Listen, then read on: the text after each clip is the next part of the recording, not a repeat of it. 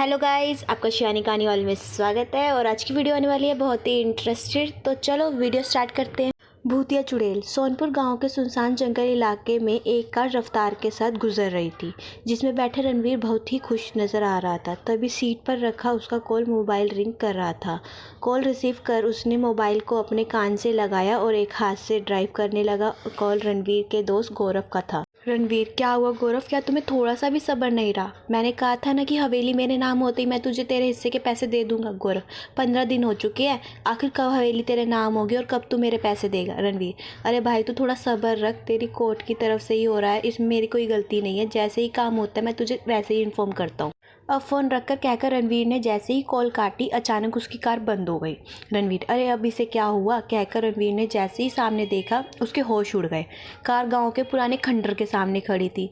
मैं इस जगह कैसे आ गया? कहकर रणवीर ने कार स्टार्ट करने की कोशिश की, लेकिन कार स्टार्ट हुई नहीं। रणवीर, अरे ये बकवास है, कहकर झुंझुलाता हुआ कार से बाहर निकलता है। मैं तो अपनी हवेली जा रहा था, फिर इस खंडर के सामने कैसे पहुंच गया?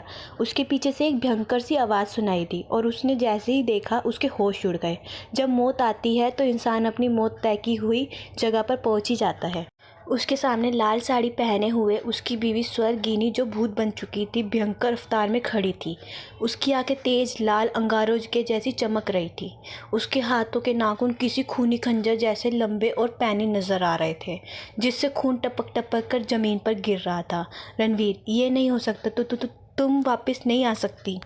मैं वापस आ चुकी हूँ और तुझसे मिली धोखेबाजी का बदला तुझसे ज़रूर लूँगी। नहीं, रणवीर जोर जोर से चिल्लाया और वहाँ से भागने के लिए एक तरफ मुड़ा। स्वर्गिनी ने उसे अपनी शक्ति से हवा में उठा लिया और फिर तेज़ी से उसको खंडर के अंदर पटक दी।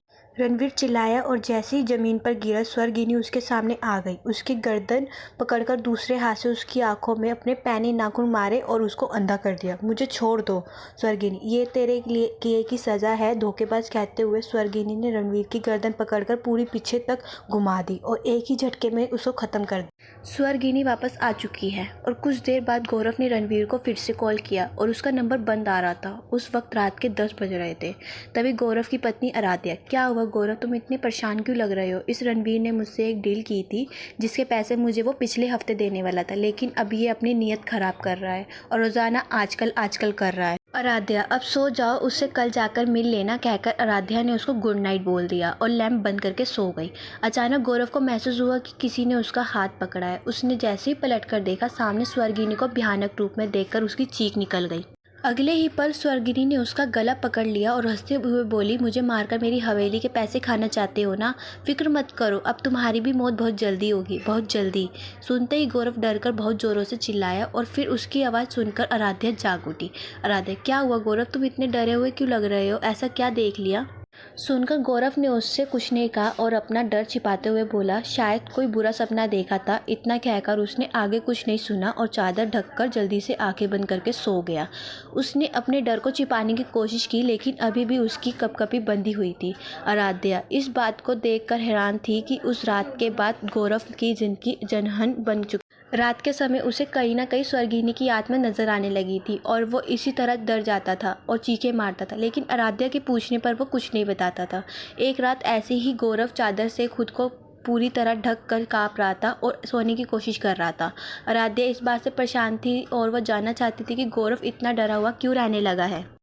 अरे आध्या, मैंने गौरव का ऐसा बर्ताव पहले कभी नहीं देखा और मुझे इसका पता लगाना ही होगा। गौरव, उस खंडर में मेरी लाश दफन है, वहां जाकर उसका अंतिम संस्कार कर दो, वरना मेरी आत्मा रणवीर की तरह तुम्हें भी मार देगी।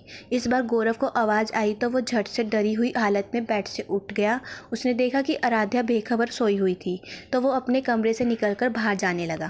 आराध्या सोने का सिर्फ नाटक कर रही थी। वो जल्दी से खड़ी हुई और फिर चुपके से उसके पीछे पीछे चली गई। गौरव घर के बाहर निकलकर घर के पीछे वाले जंगल की तरफ चला गया। आराध्या भी दबे पांव उसका पीछा कर रही थी। गौरव उसी पुराने खंडर के सामने आकर रुक गया। गौरव, स्वर्गिनी कहाँ हो तुम? मैं तुम्हारा अंतिम संस्कार करके मुक्ति दिलाऊंगा। उसके इतना कहते ही वहां पर तेज तेज हवाएं चलने लगी। एक झोंके ने गौरव को हवा में उठाया और उसको खंडर में ले जाकर पटक दिया। गौरव उसको आवाज़ लगाते हुए आराध्या भी खंडर के अंदर तक पहुंची। उसको देखकर गौरव चौंक गया और बोला, तुम यहाँ कैसे पहुंची? यह खतरा है। अब गौरव ने उसे कुछ भी छिपाना ठीक नहीं समझा। रणवीर और मैं बचपन से ही बहुत अच्छे दोस्त थे और गांव के सभी अमीर ठाकुर के एक लड़की थी स्वर्गिनी, जिसके नाम गांव की सबसे बड़ी हवेली थी। मैं और रणवीर चाहते थे कि स्वर्गिनी को अपने प्यार के जाल में फंसाकर हवेली में अपने नाम करना चाहते थे, लेकिन उससे शादी तो एक ही कर सकता था। इसलिए मैंने फैसला किया कि शादी रणवीर करेगा और हवेली नाम करवाने के बाद उस जायदाद का आधा आधा बंटवारा किया जाएगा। कितनी गंदी सोच है तुम्हारी। आगे क्या हुआ? शादी के बाद स्वर्गिनी हवेली रणवीर के नाम करने को तैयार नहीं थी और रणवीर अगर उससे ज़बरदस्ती करता तो वो समझ जाती कि वो उससे प्यार का सिर्फ नाटक करता है। इसलिए मैंने और रणवीर का प्लान बनाया है कि स्वर्गिनी को रास्ते से हटा देते हैं। एक रात रणवीर ने स्वर्गिनी को क्लोरोफॉर्म सुंघाकर बेहोश कर दिया और फिर हम उसको लेकर यहाँ आए और हमने उसे मारकर खंडर में यहीं की कच्ची ज़मीन में दफना दिया। अगली सुबह रणवीर ने झूठी रिपोर्ट पुलिस में लिखवाई कि स्वर्गिनी अपने किसी आशिक के साथ मुझे छोड़कर भाग गई और अब कुछ दिन बाद यह हवेली उसके नाम हो जाती और वो मुझे मेरे हिस्से के पैसे मिल जाते। लेकिन पता नहीं मरने के बाद स्वर्गिनी वापस कैसे आ गई और वह कह रही थी कि उसने रणवीर को मार दिया है और अब मुझे भी नहीं छोड़ेगी अगर मैंने उसका अंतिम संस्कार नहीं किया तो। सुनकर आराध्या डर गई और बोली, बताओ उसकी लाश कहाँ पर दफनाई है, हम उसका अंतिम संस्कार कर देंगे। गौरव कुछ बोलता इससे पहले ही उनके सामने स्वर्गिनी खड़ी नजर आई, जिसको देखकर दोनों भेड़ डर गए। वैसा मैंने तुझे यहाँ लाने के लिए बोला था, बाकी तो यह बात अपने मुंह से अपनी पत्नी को बता दे, सिर्फ इसलिए अब तक तुझे जिंदा रखा था।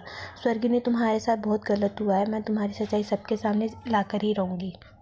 प्लीज़ गौरव को माफ़ कर दो, नहीं इसकी मौत तो तय है। कहते हैं स्वर्गिनी ने गौरव की गर्दन पकड़ी और एक बार फिर दीवार पर फेंक कर मारा और अगले ही पल उसने गौरव का हाथ पकड़कर घर की दीवार पर लगे पुराने कुंडे पर टांग दिया। वह कुंडा गौरव के सीने के आर पार हो गया और वह उसी पर टंग कर ही रह गया। मेरा बदला पूरा हुआ कहकर उसने आराध्या की ओर देखा, उनसे कहा कि मेरे साथ हुई घटना की सच्चाई जाकर मेरे पापा को बताओगी और पूरा गांव मेरी सच्चाई को जानेगा।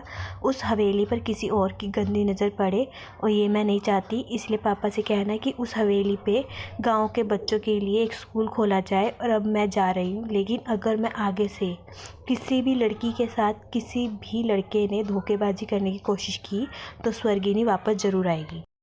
गाइस, आज की वीडियो कुछ ज़्यादा ही लंबी हो गई है। अगर वीडियो अच्छी लगी है तो लाइक, कमेंट, शेयर और सब्सक्राइब जरूर करें। Bye bye guys.